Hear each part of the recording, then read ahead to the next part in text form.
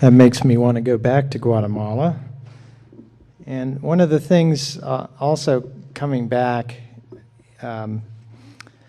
you get a sense of, I remember coming back one trip and we flew into Miami and there was a gigantic American flag. And me and Patrick both at the same moment had this sense of it's good to be home. You come back from Guatemala and you realize how blessed we are in this country.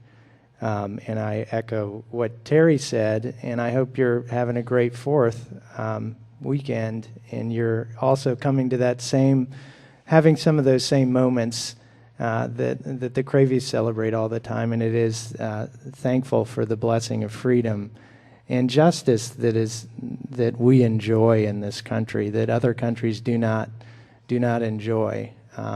It's one of the sad things about going there, where they're forgotten peoples that live up in those mountains. The government is not concerned about them. And so we are blessed, and we want to thank God. We want to have moments of gratitude to God for that blessing of freedom. And then the way God works is He does His will through calling people to be faithful. And so we want to be thankful to those people that have been faithful in ensuring the continuation of our freedom. So thank you, Terry, for that. I appreciate that.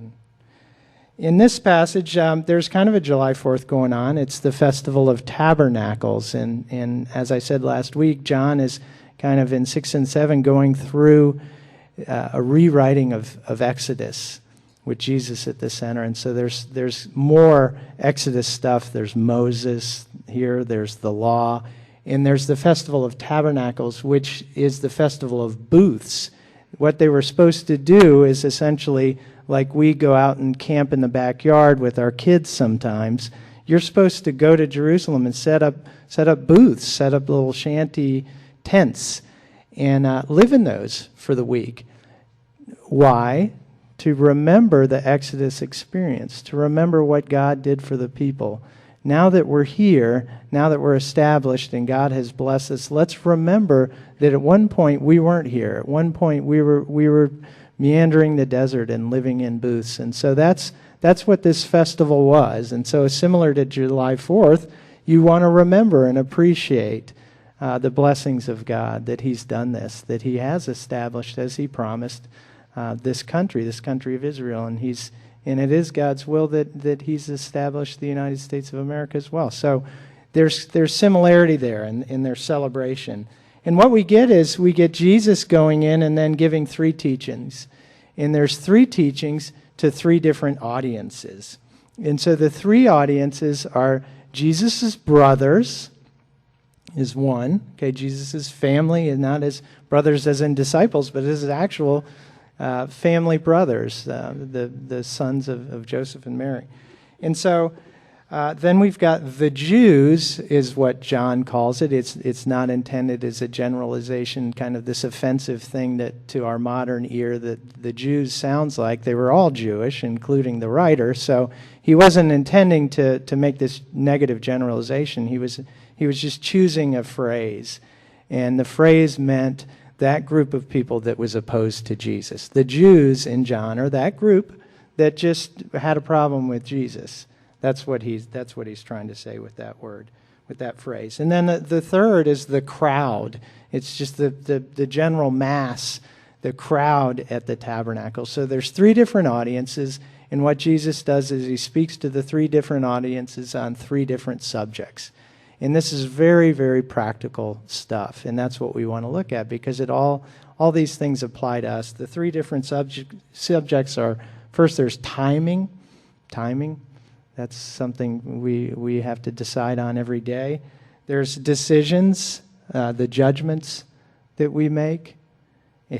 And then the third is speech, what we say. So it's whatever comes out of our mouth, our speech. It's very practical stuff. This is good. We can learn from this. And so let's take a look at these 3 responses from Jesus and apply them to ourselves on these subjects. And so the first one is timing. Jesus was summering up in Galilee. And if you remember, if you're following along the timeline, back in the spring, Jesus decided not to go to Jerusalem, but to stay up near the lake in Galilee, the north section, and go up on a nice grassy hill and have a Passover there. And do you remember what he did? He challenged the disciples and said, let's feed these people. And so he did the miracle of the loaves and fish. One little boy made his small little sacrifice of his lunch, and Jesus fed everyone. And so that was Passover. So, and then it says that he walked around Galilee for a while. So he was summering up in that area. And so he was having a nice summer up by the lake. And now Tabernacles is in the fall. So now the summer has come to a bittersweet end, and now it's fall and it's Tabernacles, and everyone's supposed to go to Jerusalem. And so Jesus' brothers are essentially saying to him, quit lollygagging around, Jesus. You've been messing around all summer, just walking around. It's time to get a job. Go back to school, do something with yourself. This is what the brothers are essentially saying to Jesus. Has this ever happened to you? You know, I always tell when I'm speaking to young people, enjoy those times. To summer somewhere and just walk around and have fun. And so they're saying, come on, get with it. And John says specifically that they did not believe in him yet. They did not actually have faith in him. Now we find out later that James and Jude, writers of books that are in the Bible, of letters that we have, epistles, so they did have faith later. But at this point, they didn't. They didn't believe that Jesus was actually from God. They didn't believe that this brother of theirs actually was God's son.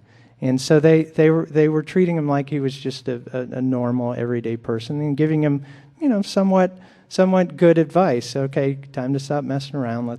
Let's get to work. Go ahead and do something. Anne Marie Keck was at the Bible study and said it sounds a little bit like Joseph and his brothers, doesn't it?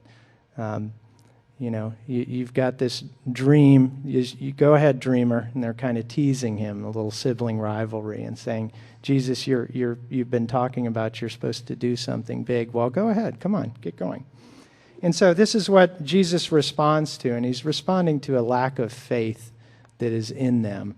This is verses 6 through 8. The right time for me has not yet come. For you, any time is right. The world cannot hate you, but it hates me because I testify that what it does is evil. You go to the feast. I'm not going yet up to this feast because for me the right time has not yet come. For the world, for those people who are not in faith, for those people that are not walking in faith, any time is right. Right? Time is money. We're burning daylight. That's, this is the way, this is anyone without faith, this is the way they're looking. There's no time like the present. Get going. Let's go. Early bird catches the worm. This is the way the world thinks. It's not so for those who wish to walk in faith. There are times when we must follow Psalm 46:10 and be still and know that He is God. There are times for us to be in contrast to the world that's always in a hurry, that's always busy, that is always trying to accomplish things. There's time for us to be still and simply trust God. Because the timing has to be right. Even the world recognizes that timing has to be right. Timing is essential. It's essential in so many things. Business, art, politics, timing, relationships. Timing is key. That if the timing's off, it all falls apart. So it's not, obviously, if the timing has to be right, you can't just rush, push. The world hasn't caught on to that. We need God. We can all associate with the Clash when they have their crisis song, "Should I Stay or Should I Go?" It's a timing issue. And so we've all heard that song and said, yeah, I can recognize that. Should I stay or should I go? What time is it? Only God knows what time it is. Only God has time in his hands. So if we want to have the right timing, we're just going to have to sit, wait, and trust God. He's the one that knows the right time. We do not. And then Jesus says the world hates him because he exposes their evil. And one of the great evils for us in the world is not following God's timing. That's one of our evils. It's a form of self-idolatry where we're the higher priority. We're kind of all running around, comparing who's busiest and whose stuff is the most important. Get out of my way. My to-do list is more important than yours. That's kind of the way we're running around all day like that. And it's a form of self-idolatry. It's putting ourselves above. It's sinful because it's putting ourselves above other people, because we either want people to get away or get on board. And so we can hurt people. And we can come across, I sometimes you just see somebody and their aura says, "I'm more important. Get out of my way." You just are like, okay, and it's hurtful to other people that we would come across that way, that we're better than them, that we're more important, that our stuff has a higher priority. And how do we look to God when God's saying, "Hey, how about a few minutes for me? Can you listen to me for a while? Can we spend some time?" And we're like, no, my things to do are too busy. They're too important, too much stuff. Is that the way we should live? We need to be in contrast to the world that's always in a hurry and be able to be still sometimes and just trust God with something. Then the world notices and says, "Woo, that's something different." Do you guys remember Pat Heathcote? Do you remember her? She was the good old church secretary when I was a kid. And I used to go and see my dad, and so it was the traditional setup where you go downstairs as the secretary, and so you go in and have to sit with her for a while, and then he's ready after 10 minutes, and then you go up and see him. And one time I told him, I said, "Dad, I don't think Pat does anything. She's never doing anything when I'm there. She's just sitting there talking." And he said, "She's got plenty to do, but she's not doing it because she's talking to you." What a gift. What an incredible ministry to be present with the person that is right before her. She had a skill that many of us lack and a gift. That's the way we should be living. So are you in synchronicity with eternity? Are you flowing with living water? Are you in God's timing, or are you too busy? So that's timing. Now the second thing is our decisions, judgment. So the crowds are the audience for this. The crowd there at the festival. And there was widespread whispering. I like that phrase in the NIV. There's widespread whispering. Where's Jesus? Where is this guy? The crowd always loves celebrity and controversy, don't they?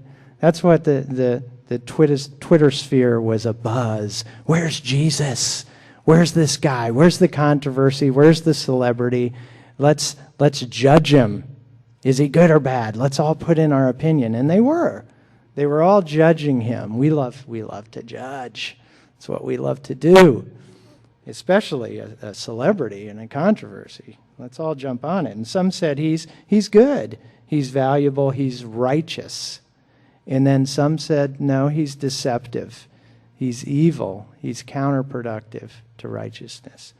So there was both sides. And it's important to note that the crowd is not the Jews that we talked about. This is the crowd. Now, the Jews might have been in there, but the bigger crowd, see, because Jesus knew what the Jews wanted to do to him, the leaders. They wanted to kill him. This is already stated. It's stated right at the beginning of this chapter. And that was one of the reasons he didn't go down to Jerusalem. They wanted to kill him. And his time wasn't right. He knew when or he either knew or God would tell him. He was trusting that when God wants me to go to the cross, I will go. And we know that's Passover, not tabernacles. And so the crowd was there, and the Jews might have been with the crowd at the same time, but the crowd didn't know that the Jews wanted to kill him. And so they weren't privy to that. So when Jesus says, "Why are you trying to kill me?" when he's speaking to the Jews, the crowd overhears, and they're like, "This guy's crazy. Who's trying to kill you?" "No one's trying to kill you. You must be demon-possessed," they said. And so the crowd is a different audience, and they're judging him. And Jesus addresses the crowd. He addresses those who are judging him negatively. And then this is what he said. This is 21 through 24. "I did one miracle, and you are all astonished." That also can mean offended. "Yet because Moses gave you circumcision, though actually it did not come from Moses, but from the patriarchs, you circumcise a child on the Sabbath. Now if a child can be circumcised on the Sabbath so that the law of Moses may not be broken, why are you angry with me for healing the whole man on the Sabbath? Stop judging by mere appearances and make a right judgment." This refers to the last time Jesus was in Jerusalem, the last time, this is back in John chapter 4, he healed a man who was lame for 38 years. And it just so happened to be that that was the Sabbath.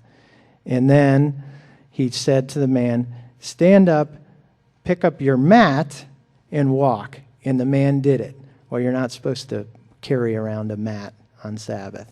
And so instead of noticing this wonderful miracle, instead people were criticizing. The crowd there was criticizing, hey, we're trying to be righteous here. This is a festival. Let's all be righteous. This guy's not following the rules. He's not following Sabbath. So they missed the miracle. They miss the greater good and then criticize and judge that someone's breaking one of their rules. Life is full of complexities and subtleties. We try to make these, we go into this and we're like, let's make some good rules. And we do live in a country that's probably just about as just as could possibly be on this planet and in this time and working with flawed human beings. But we try to make these rules, and we make these rules and we're like, this will cover everything. And then real life comes along and it's like, oh, wait a second. This is why there's still lawyers now. You would think by now we have the rules, we've got them all worked out, and everything just falls into line. But life doesn't work that way, does it? We come up with this cut and dried stuff, and then boom, life throws complexities. And life is full of complexities and subtleties. We have to make finite decisions in this. It's really difficult. And we're making these decisions, and we're making them every day in our lives. We're making these decisions of complexity. We're making them in our relationships, in what we do socially, what we do with our money, what we do at work. We're always making decisions. We're always making judgments. And so Jesus is teaching us here how to make a right judgment. And he responds to the crowd who's judging him negatively, and he brings up an old controversy. In Leviticus 12:3, it says a male boy is to be circumcised on the 8th day after he's born, okay? It says that very clearly. But then, and they're like, all right, straightforward rule, go along. And then one kid gets born, and then boom, the 8th day's on the Sabbath. And they're like, uh-oh, we're not supposed to do anything on the Sabbath, but it says that we're supposed to circumcise. So what do we do? And the law didn't address that. So God put them in this little, let's see what they do. And they decided that we're going to go ahead and circumcise because this is more righteous. This is for the greater good. This is better for the boy, the family, the community. There's a greater good that happens here. So they're put in this choice. Life puts us in these positions where we have to choose. This says this says that. Whoa, I could see it either way. What are we going to do? We have to make a decision. And Jesus says, now look, apply the same logic to my case where I healed this man on the Sabbath. What was the greater good? And so he exposes that they're off in their judgment. They should have been rejoicing. Okay, it's Sabbath, fine. But wow, a man after 38 years, I don't know how many Sabbaths that is. You can do the math. Lots that's been suffering, that's been lame, is healed. And you're complaining that it was done on the Sabbath. Jesus said, stop judging by mere appearances and make a right judgment. In the Greek, it says, don't judge by appearance, by what things look like. Judge by righteousness. And so we've got a decision matrix here that Jesus is giving us. Life is going to be complex. What are we going to do? Are we going to judge by appearance? Are we going to live on the surface like the world does? The world without faith only looks at the surface. And the world without faith only worries about what they look like on the surface. Are we going to judge by appearance? Are we going to judge by righteousness, by what's right? That the Spirit gives us the answer. This is the right thing. We know it. God gives it to us. And then we can worry about, well, what does this look like in the surface? And then we get pulled away from faith. What does it look like on the surface? Will people judge this way? No. That's Jesus saying, nope, there's two different ways here. I want you to judge. I want you to make decisions based on what is righteous and let that other stuff go. Do you have a decision that you need to make? Third is our speech. And the Jews, the group, the leaders that were opposed to Jesus, they're the audience here. And they're the most educated and powerful. They were trained in different schools of thought. They were trained usually by a rabbi who was trained by a rabbi, going way, way back. And there's these schools of thought. And so they're trained up in it. I'm in the school of thought of this. And they had names for them. And so they're saying, here, this is what our teaching is. And they were offended by Jesus, who goes into Jerusalem, moseys right up to the temple, and starts teaching people. And so he was stepping all over their toes. That's their industry. That's their glory. And so they judged him and said to him, wait, what right do you have? Who trained you? Where does your teaching come from? So they attacked his education, his qualifications. And Jesus answered them. This is 16 through 19. My teaching is not my own. It comes from him who sent me. If anyone chooses to do God's will, he will find out whether my teaching comes from God or whether I speak on my own. He who speaks on his own does so to gain honor for himself. But he who works for the honor of the one who sent him is a man of truth. There is nothing false about him. Has not Moses given you the law, yet not one of you keeps the law? Why are you trying to kill me? Jesus is saying I was taught and educated by God. Where does my teaching come from? Yours comes from this long line of human thinking. Mine comes from up above. I'm simply a humble servant of God's word. That's what Jesus was telling. That's my qualifications. And Jesus says, this is the problem with you leaders. You're speaking on your own. You're speaking for your own glory. And when I looked at the Greek, I really enjoyed what came out of it, but on your own, to speak on your own, that phrase is idios. And it's where we get the term idiot or idiom. An idiom is a phrase or a word that's localized, that's only by a small group of people, and it's their phrase, and only they know what it is, and everyone else doesn't understand it. It doesn't make sense. And that's what an idiot is. An idiot is such in their own world that anyone outside of themselves simply can't understand them, and they can't understand each other. Therefore, they're an idiot. So do you see that the Jewish leaders were idiots? They were unable to recognize outside of their own little thing. They were unable to recognize brilliance. Even the crowds were even more open-minded. Some of them were like, whoa, he's brilliant, he's righteous. The Jews, no, they had their mind set because he was stepping on their toes. They weren't able to recognize the Son of the God that they love, that they serve. And frankly, we're idiots too, very often, aren't we? If we're going to be honest with ourselves, we're so stuck in our own little world that we don't even make sense to anybody else. And we're not even trying to make sense to anyone else. We start all our conversations with I and me. When I did the youth group, we did the circle time, and we would pass around the pen, and whoever had the pen was supposed to share their spiritual progress and their prayer requests. And we did the pen just so other people didn't constantly interrupt them.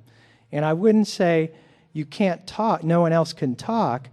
My rule was you can talk, but it can't start with I, my, or one time I, and you would constantly see, and if we did the same exercise, we would recognize as well. You would constantly see that they go, one time I do that. And it's like, no, it's their time. We're going to let them speak. And so this is what we do all the time. We're idiots. We're walking around, someone's talking to us, and we're supposed to be listening, trying to help them, and all we can think about is, oh, my little thing, my story. Look, well, let me tell you what I did. That's the way we're walking around like idiots. We're stuck in our own little world. And that's what Jesus is saying. Instead of trying to honor the Lord, instead of trying to speak his word as a humble servant like Jesus did, I don't say anything on my own. I only say what God wanted me to say, what God taught me to say. I'm just delivering a message.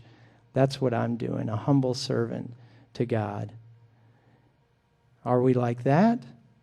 Or are we just stuck in our own world, wanting to say our story, wanting to speak for our own glory? And so that's speaking. And we need help with that. And Carl Thomas would say he was always praying while someone was talking to him, just saying, God, what do you want me to say?